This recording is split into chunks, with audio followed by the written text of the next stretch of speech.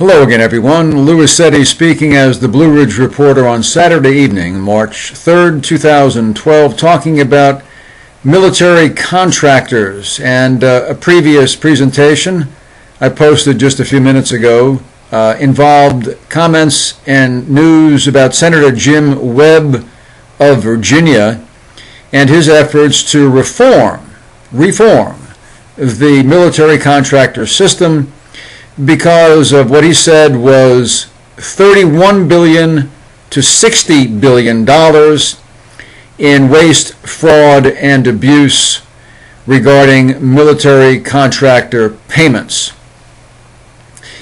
You can see that video for the content of it, and it included my questioning why an up-and-coming United States Senator, first term, would announce the year before his re-election that he's not going to run again and would just return to private life, and whether that's going to be a move into the lucrative military contractor industry.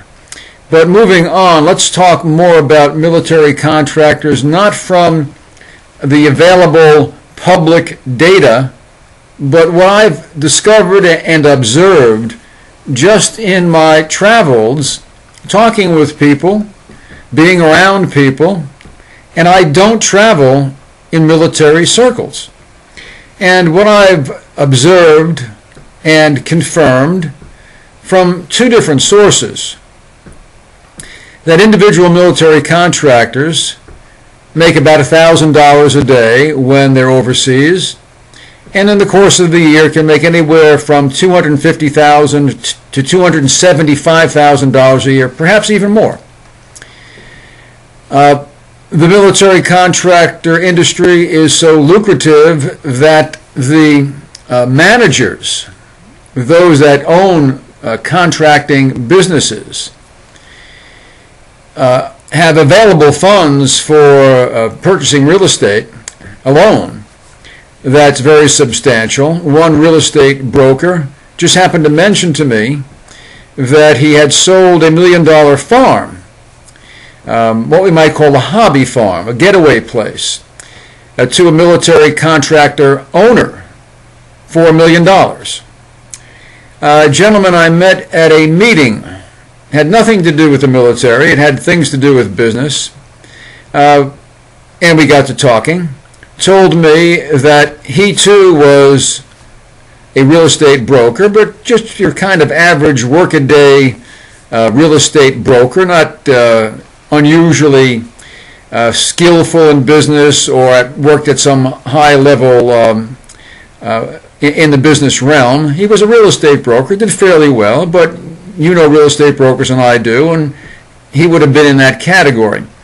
He said he was a part owner of a military contracting firm, and he had been to Afghanistan. And he said one reason why military contractors existed, he claimed, was that they can do things that the regular military couldn't do, and could do them faster and cheaper. And I'm speaking now of procurement, that they could get equipment, the military contractors, from sources that the military didn't deal with, or wouldn't want to deal with, or would be prohibiting from dealing with.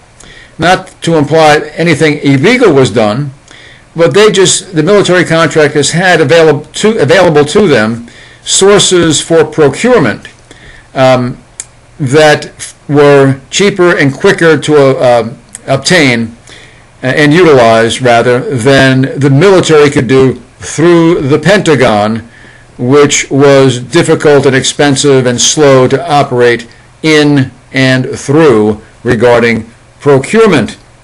The man said the same thing about training, that military contractors could be trained, he claimed, cheaper than the military could train people through the military system. Now, if that's true regarding procurement being done more cheaply and quickly through the contractor system than through the Pentagon, then the question becomes, why not reform the Pentagon?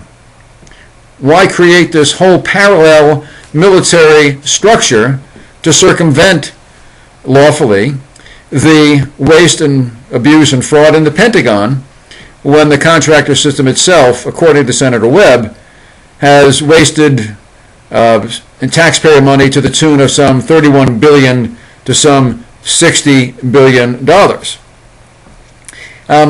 If we need these people as contractors, why not just get those kind of services through the military?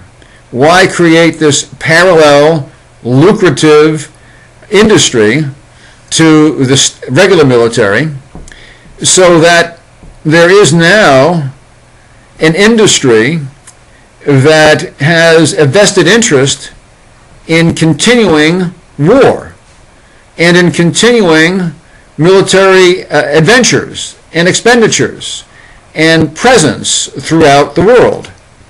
Because without that kind of activity, then why would the military contractors be needed?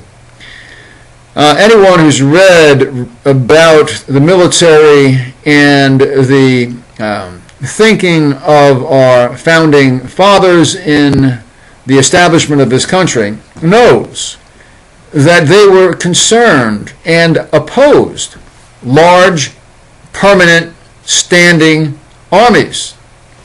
Jefferson was quite emphatic about this, and that they would consume the wealth of the country because of their needs for equipment and funding and uniforms, etc.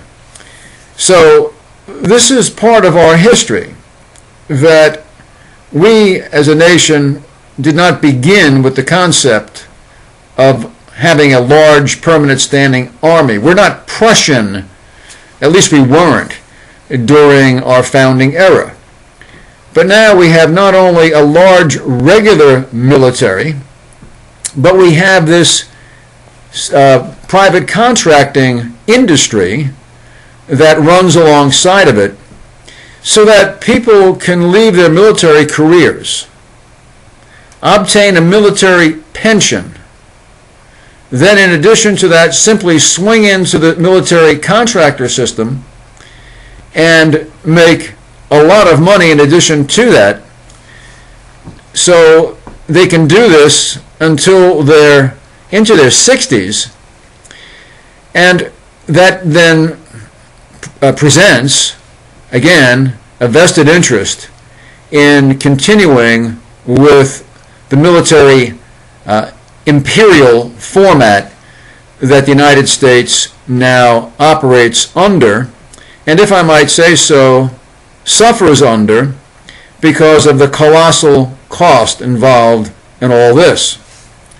Not to say we don't need a military, not to say we don't appreciate the military, not to say there's not a proper role for the military, but this is a lucrative industry, and you know that it's going to be perpetuated to the extent possible by those in it to continue the wealth that can be generated from this industry, which is fairly new in the American presence. As I observe it myself, it occurred approximately 9 or 10 years ago with the Iraqi war.